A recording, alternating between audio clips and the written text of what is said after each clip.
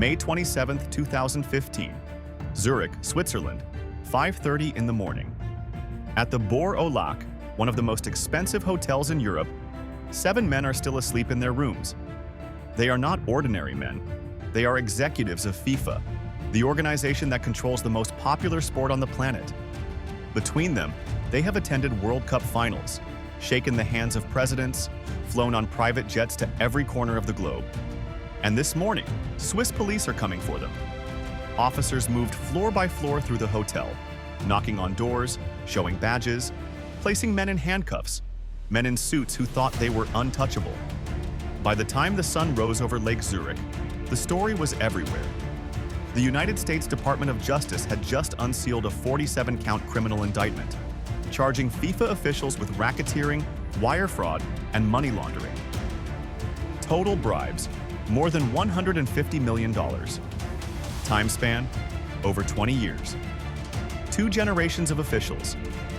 24 years of corruption. The sport that 3 billion people watch.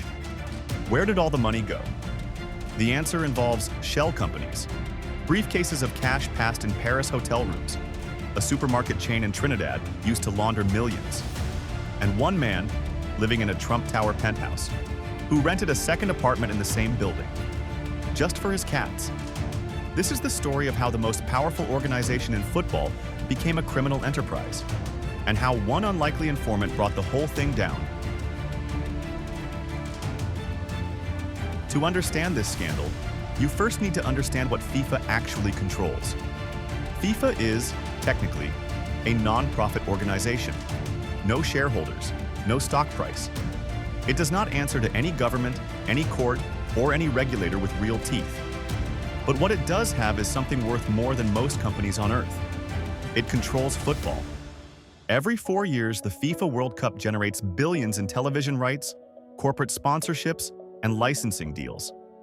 The 2022 World Cup in Qatar alone produced over $7.5 billion in revenue for FIFA.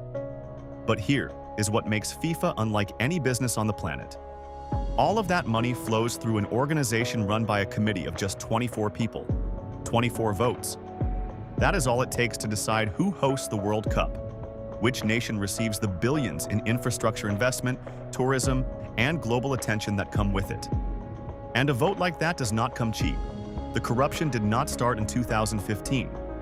It began decades earlier, buried deep in the business of selling football's media rights. FIFA worked through intermediary marketing companies that bought the rights to tournaments and resold them to broadcasters for a profit.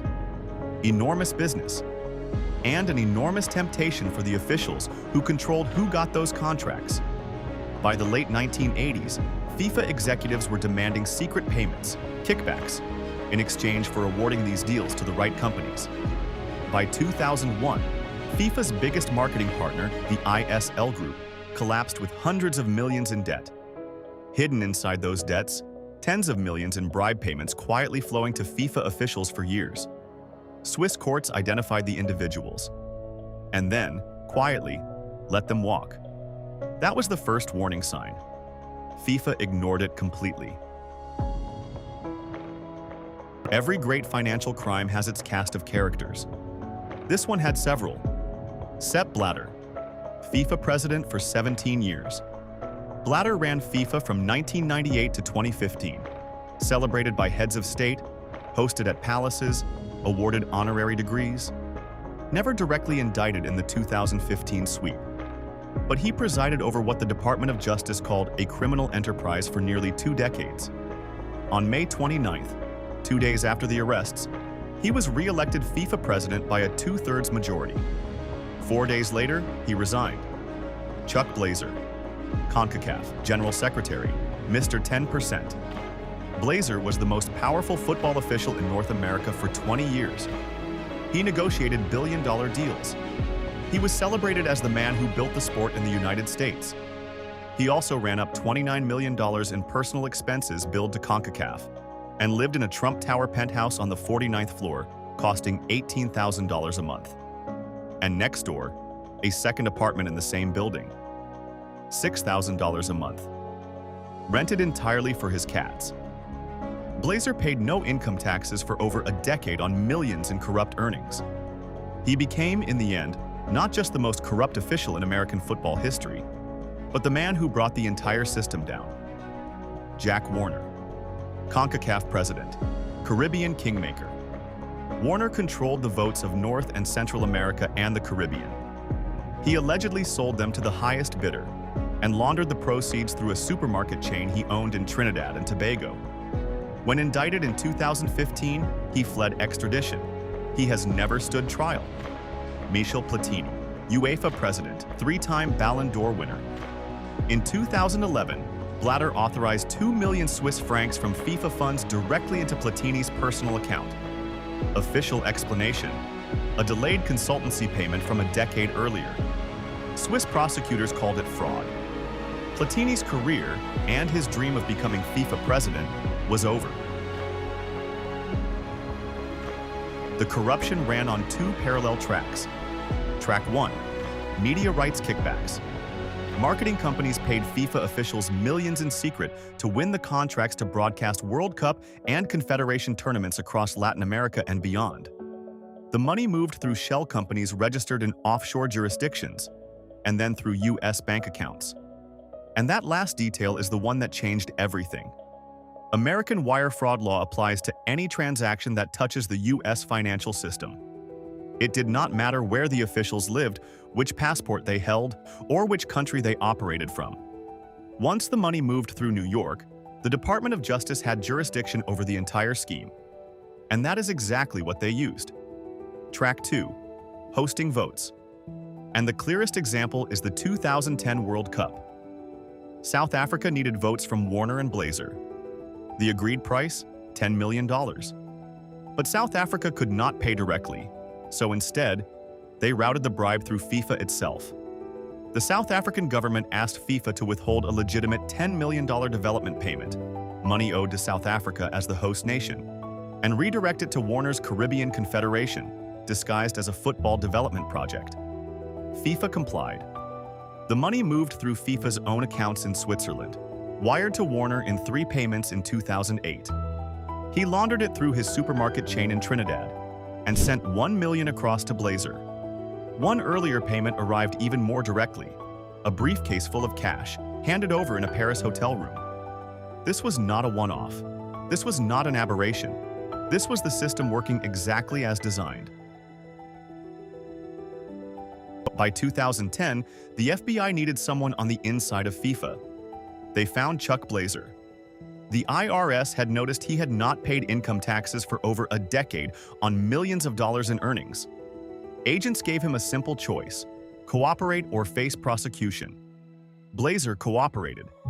He became an FBI informant in 2011, wearing a recording device hidden in his keychain fob, attending meetings and FIFA events, capturing conversations that would eventually bring down over 20 officials across the sport.